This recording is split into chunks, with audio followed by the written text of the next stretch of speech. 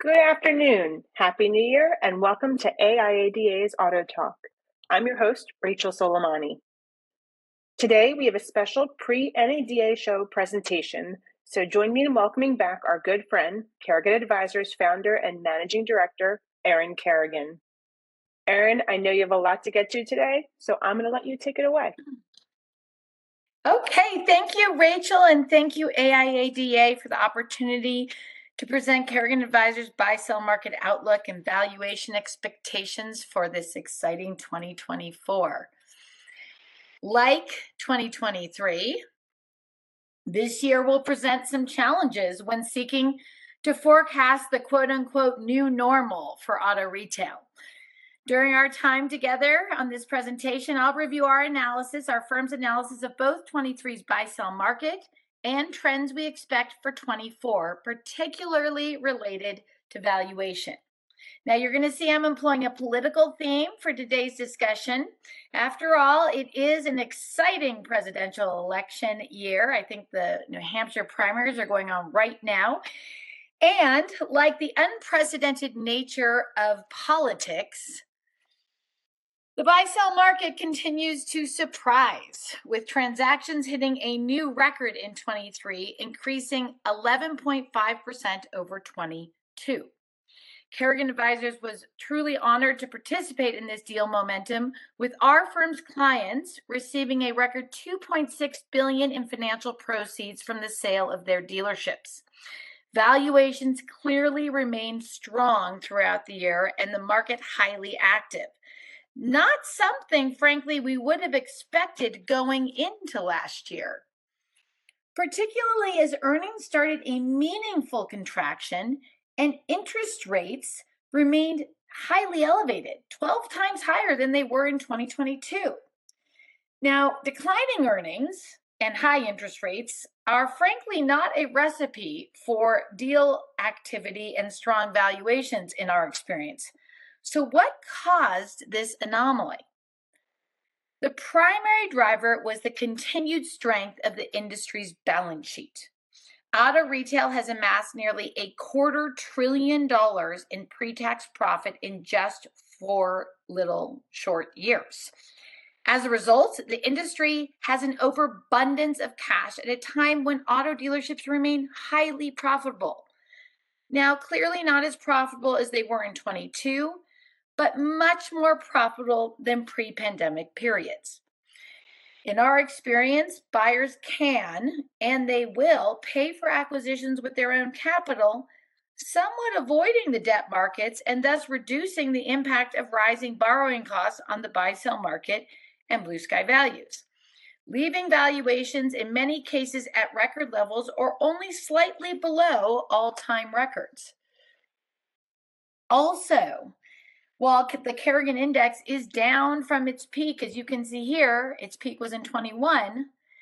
That being said, 5 of the 7 companies that make up this index of the publicly traded auto retailers hit all-time records in 2023. This has been an impetus for some of these companies to deploy more capital towards acquisitions. Kerrigan Advisors was the only firm in the industry to represent on the sale of dealerships to the publics in 23 in the US, including the 3rd largest transaction in auto retail history, Asbury Automotive's acquisition of Jim Koons Automotive Companies for $1.2 billion. Now, our firm continues to see a high correlation between the public stock price and their acquisition activity. When their stocks are on the rise, dealership acquisition spending often increases, as you can see in 21 and 23. This is because more acquisitions are accretive to earnings. Now, of course, by contrast, when their stock prices are on the decline, they often have a pullback in acquisition spending, or they even start to sell dealerships as they did in 20 and 22. Today, given the strength of the stock market as we kick off 24 and the public admission that they are looking for growth through acquisition, these companies could see another active year, particularly if interest rates do start to decline. So with that backdrop on last year's buy-sell market, let's look at the 24 trends and expectations from both a buyer's and a seller's perspective. Starting with the buyers, many of whom see an industry poised for a long run of historic Iowa-like wins. For one thing, auto retail remains one of the most lucrative industries for private entrepreneurs to invest, supporting a continuation of higher blue sky values even in the face of high interest rates and declining earnings. Relative to the S&P 500's very volatile returns, auto dealerships have consistently provided a superior return on equity, achieving 33% in 23. Dealers know there are few investment opportunities that can replace a lucrative investment in a car dealership. Couple this with tremendous strength in the most high margin segment of the business, fixed operations, and many believe the industry is well positioned to sustain its enhanced profit margins. Fixed operations, which again has margins 10 times in many cases of the front end side of the business of the new car department, is expected to continue its double-digit growth rate in 24, supported by an increase in vehicles in operation coming off warranty. Now, Experian coined the term sweet spot to refer to this group. 103 million vehicles are entering the sweet spot in 2024, and that's up 20% from pre-pandemic levels. Also, total vehicles in operations are also at 288 million, a significant increase from pre-pandemic. And many of those vehicles, as we know, are very much needing service, in part because they didn't get in due to part shortages or a lack of availability.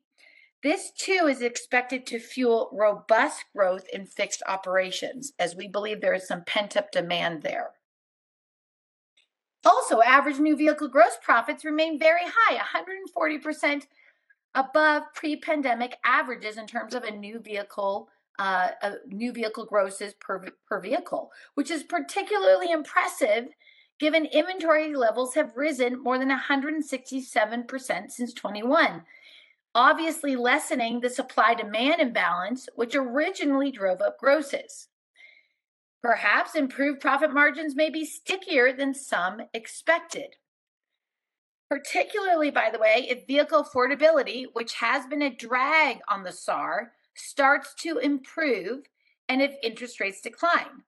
The number of weeks of income required to purchase a new vehicle had its first meaningful improvement since the pandemic and is now just 17% higher than pre-pandemic norms, when, as you all recall, we were selling 17 million new vehicles per year.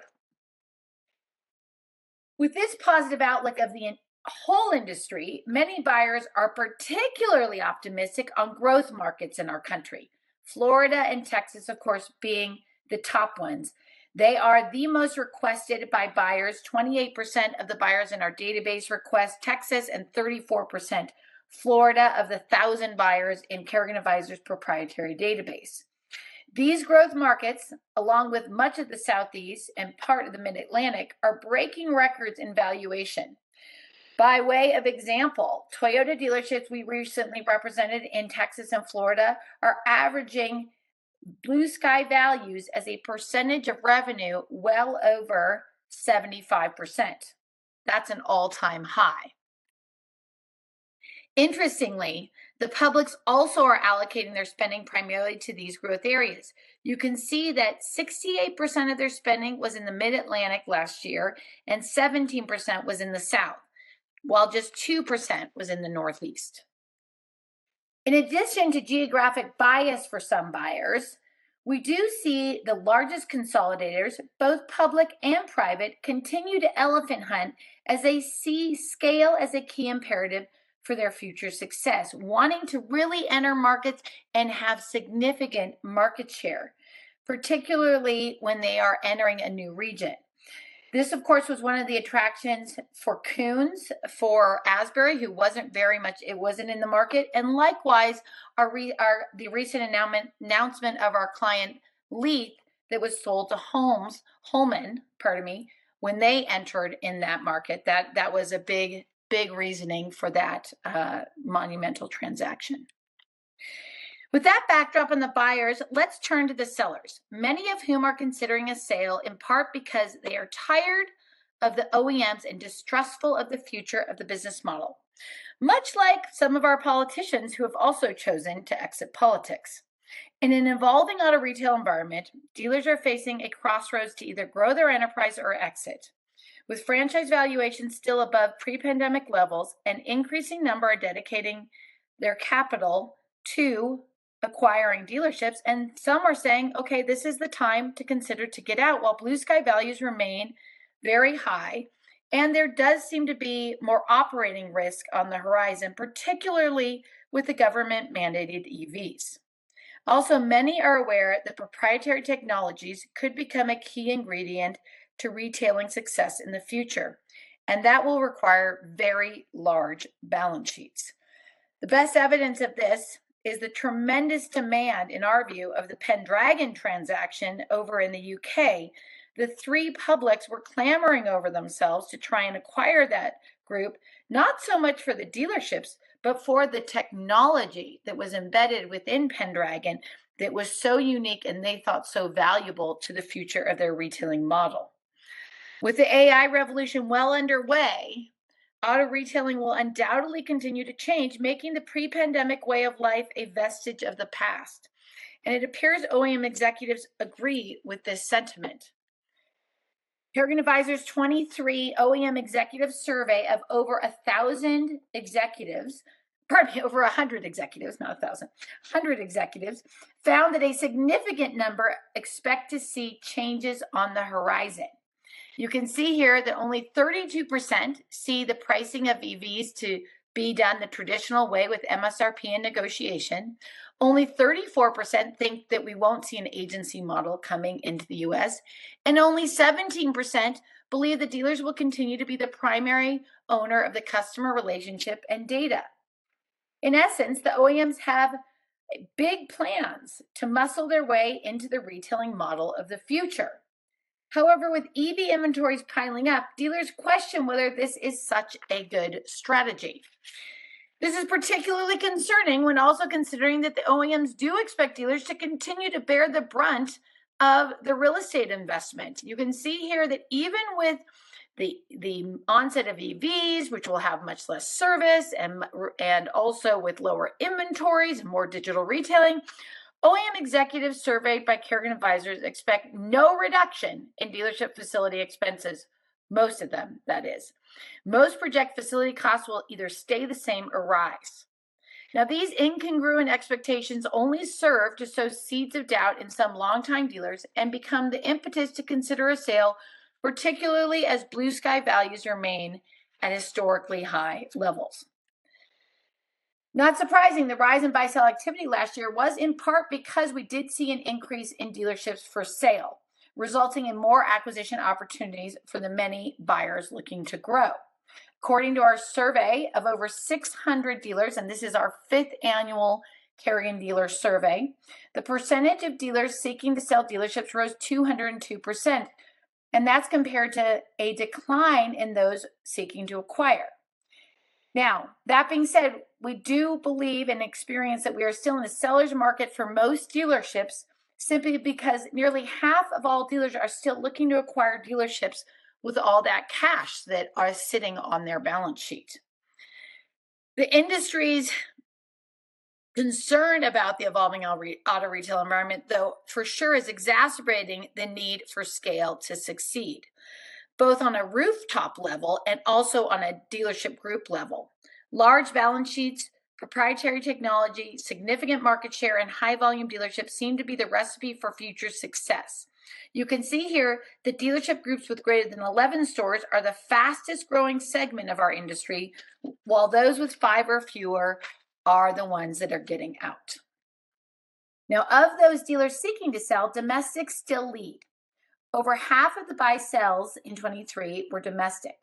Notably, 45% of dealers surveyed expect domestic franchises to decline in value next year, almost double the imports. That, we believe, is driving more to sell sooner rather than later. And the reason we believe that you do see more expecting to see values decline is because of the trust level. You can see here that in our survey, 34% of dealers surveyed had no trust in the domestic OEMs, more than double the results for the imports. Now, the last reason we are seeing more dealers consider a sale is to lock in their real estate values. Dealership real estate prices have started to decline along with commercial property markets, which is under, of course, the overall commercial property market is under a lot of pressure, and you read articles about it all the time in the Wall Street Journal. This is because real estate is much more sensitive to interest rate increases than, of course, blue sky due to its highly leveraged nature. For many dealers, their real estate is one of the most valuable assets they own and a meaningful portion of their net worth.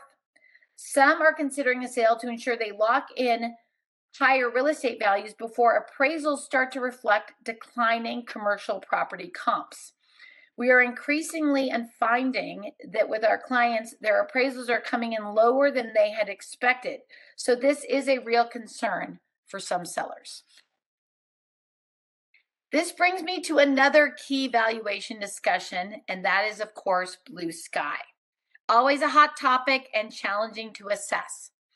In the same way that President Trump changed the calculus of presidential politics in 2016, the past is no longer prologue when it comes to valuing blue sky in our experience.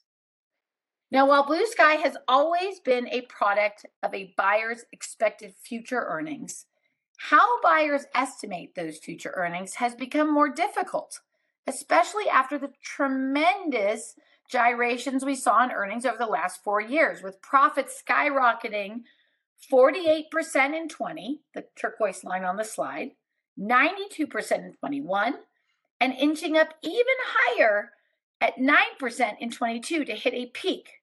It was not until last year that we finally saw a contraction from this peak, with earnings declining 20%, but remaining 150% higher than pre-pandemic levels. Now, with this kind of volatility, it is difficult to estimate where earnings are headed in 24 and beyond. One thing that is important, though, to keep in mind is that blue sky values do not rise or fall in lockstep with current earnings. In 21, buyers correctly expected future earnings to decline when determining value. Thus, valuations did not rise at the same rate as earnings. In fact, they increased less than half that year, rising just 42%. That's the red line on this graph. Buyers have always assumed a normalization of earnings when determining valuation. Remember that blue sky is a product of buyers' expected future earnings. As a result, the inevitable earnings decline of 23 has not meaningfully reduced blue sky values, as these declines have already been baked in to blue sky equations. So how do you estimate where earnings will normalize? For those who are actively looking to get deals done, we discourage you from doing a simple average of the last 4 years. We can't imagine the pandemic earnings replicating themselves. Likewise, though, we also do not think you can look back to ancient history and assess valuations based on 2019 profits. For one thing, the average dealership now has an 18% higher sales rate than it did in 19. And that, by the way, is with a SAR that is 10% lower. One can logically expect that sales per dealership will rise in the coming years with inventory availability. Also, a meaningful amount of the sales increase comes from a substantial rise in fixed operations revenue, up 14% since 19. With service and parts considered the most profitable and stable segment of auto retail, this rise will meaningfully impact future profitability projections, particularly given the record age of the vehicle fleet in the US and, of course, the increasing complexity of new vehicles. The fact of the matter is that auto retail is a distinctly different business than it was in 19. The pandemic motivated dealers to take a hard look at operating expenses, particularly employee productivity, resulting in significant improvements in operational efficiencies and net to sales. By way of example, the average dealership in 23 operated with a 10% lower headcount than it did in 19, despite revenue being, of course, up per dealership. This resulted in revenue per employee exceeding $1 million for the first time, a 32% higher rate than we saw in 19. Now, in addition to fewer employees producing more revenue, auto retail has become increasingly reliant on data and technology to optimize sales. Perhaps the best recent example of this changing retail dynamic is Hyundai's November announcement of its Amazon partnership for the sale of new vehicles. Now, mind you, I know that it is currently being reviewed by some state franchises to see if that's even possible, and it's not against franchise law, but nonetheless, it shows where we're going. The digital sales model of the future is expected to dramatically lower the cost of sales for dealers, reducing expensive human capital currently required to complete a new vehicle transaction. With this backdrop, the idea that the industry will return to the pre-pandemic way of life seems quite out of sync with reality.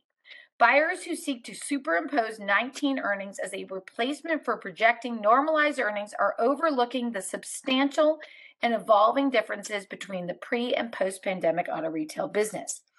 For those who still want to look at 19 earnings as an indicator of future earnings, consider this. Taking the industry's 2019 profits of $1.4 million against 2023 sales of $73 million would result in a net to sales figure of just 2%, meaning it would presume our industry would actually become less efficient and profitable in the future. I have yet to meet a dealer that expects we will go backwards on net to sales. And yet, by looking at 2019's profits to inform evaluation, that is exactly the assumption. Kerrigan Advisors finds most buyers who succeed in making acquisitions are ignoring the last 5 years of actual earnings in determining blue sky value and instead working hard to project where they believe net to sales will normalize, sometimes averaging the margin, not the earnings, over the last 5 years. Employing this methodology to the average dealership results in a normalized net to sales expectation of around 4 to 5%. Maybe that's the new normal. The important thing is to put in the work to figure out what you think as a buyer will be the new normal. Kerrigan Advisors recommends buyers invest additional time working on their pro formas for valuation purposes to figure that out. Where they think margins are headed, where they think their expenses are headed, where they think normalization will be on each line item in the pro forma. And then, of course, assessing their required return on capital to come up with a blue sky value that makes economic sense for them. This will, of course, take more work, but will also hold you accountable to your projections and likely result in better investing in the future. We are doing some of this work for groups on our consulting side of our business to help them do some of that heavy lifting to figure out some of this analysis. Okay, now that we've talked about valuation, there is one last elephant in the room, and that is EVs, which certainly will have implications for future franchise values.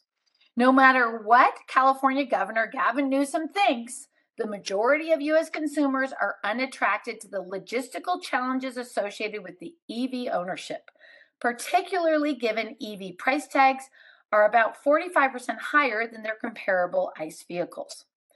This statistic, coupled with a really lacking charging infrastructure, even in the beautiful Sunshine State, renders EVs in low demand in most U.S. markets.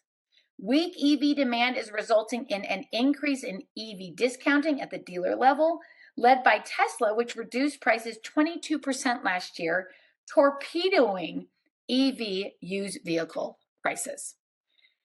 Kerrigan Advisors believes that franchises in states that have signed up for Gavin Newsom's draconian CARB requirement are potentially at risk from a valuation standpoint in the future. CARB states will require 35% of vehicles sold by OEMs in their state to be BEV by 2026. That's in just 2 years. Now, keep in mind that none of the OEMs, apart from Tesla, are anywhere near those levels today. And the highest share we've seen is 14%. To meet this mandate, OEMs will really need to limit their ICE vehicle sales in the CARB states, which we believe would negatively impact their franchise value for those OEMs, and could have the unforeseen consequence of pushing consumers in CARB states out of state through online sales to purchase their vehicles, which would certainly not be good for dealers in the CARB states. How OEMs manage their EV sales will clearly have a meaningful impact on future franchise profitability and value. As of the end of the third quarter, EV day supply was 42 days higher than ICE vehicles, even though incentive spending was more than double. In the luxury segment, the contrast between two of the leading OEMs in the luxury market, Mercedes and BMW, point to the importance of getting the EV rollout right. While BMW leads the luxury market in EV sales, other than Tesla, as a percentage of total sales, Mercedes, which has invested more than $45 billion in EV market strategy, is struggling to sell its EV inventory. As of September, Mercedes had over 82 days supply of EVs on dealers' lots, far above BMW's 39 days supply. Now, these two companies approach the EV market very differently, with BMW largely electrifying its current ICE fleet, while Mercedes chose to develop a whole new line of exclusive EV models. The success or failure of each approach will not only have implications for EV sales, it will also impact dealership profitability and ultimately future franchise value. In the next 2 years, Kerrigan Advisors sees the auto retail industry approaching a challenging EV tipping point. We expect the government-mandated transition to EVs will have major implications for franchise values, depending not only on the success of an OEM sales strategy, but also on location, particularly for CARB states. To wrap up this quick workshop here, I want to provide a brief review of changes we made in our last Blue Sky report to our Blue Sky Multiples and Blue Sky Multiple Outlook. Now, not surprising to anyone who read our dealer survey, our 5th annual dealer survey, Ford's Blue Sky Multiple has been downgraded from 4.25 to 4. Ford remains the franchise most expected to see a decline in value as a result of the OEM's changes to its retail model, according to the survey, and has the lowest level of trust of any OEM, with 48% of dealers surveyed reporting that they had no trust in Ford. That's an incredibly high percentage. With this lack of trust, Kerrigan Advisors does see more Ford dealers coming to market to sell their franchises and a slight decline in demand for Ford franchises, which of course with higher supply and less demand is having an implication on valuation. In addition to this multiple adjustment, we also upgraded our multiple outlook for 5 franchises to positive, namely Toyota, Honda, and Subaru in the non-luxury segment, and Porsche and Lexus in the luxury segment. These franchises join Kia as the most likely to see improvements in valuation in the coming year. Toyota in particular really stood out in our survey. 72% of dealers surveyed have a high level of trust in the franchise, and that is head and shoulders above any other OEM, which is why, of course, Toyota has the highest buyer demand nationwide, no matter what the location. In addition to these upgrades this quarter, Kerrigan Advisors also unfortunately did downgrade 3 franchises in the non-luxury market, namely Ford, Nissan, and CJ and Chrysler Stellantis. These downgrades could result in a reduction in their Blue Sky multiple next year. The negative outlook, particularly for Stellantis, was significant. We saw that franchise in particular went from dealers expecting the franchise decline in value of just 24% surveyed in 22 to 53% in 23. That's a 29% point increase in expectation of a decline in value. We do hear from dealers that there is rising inventory at Stellantis dealerships and also a lack of incentive spending, which is what we think is causing some of the negativity. One additional notable result in the survey is that we saw a bigger divergence between Kia and Hyundai. We do find more dealers concerned about Hyundai's expensive facilities and overbearing involvement in the buy-sell process, which could result in a negative valuation outlook in the future, though admittedly their sales momentum continues to keep that multiple high. As it relates to luxury franchises, we upgraded two franchises, as I mentioned, Porsche and Lexus, both of which outperformed the industry in our dealer survey.